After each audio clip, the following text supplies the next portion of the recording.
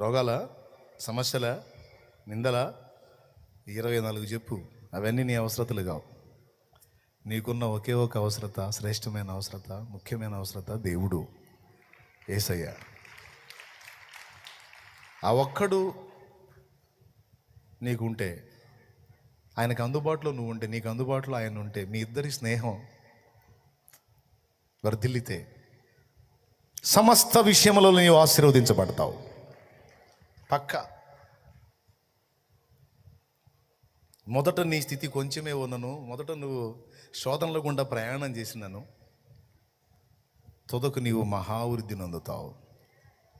ఎందుకంటే నువ్వు స్నేహం చేస్తుంది మనుషులతో కాదు, సాక్షాత్తు దేవుడితో, నిన్ను సృష్టించిన సృష్టికర్తతో.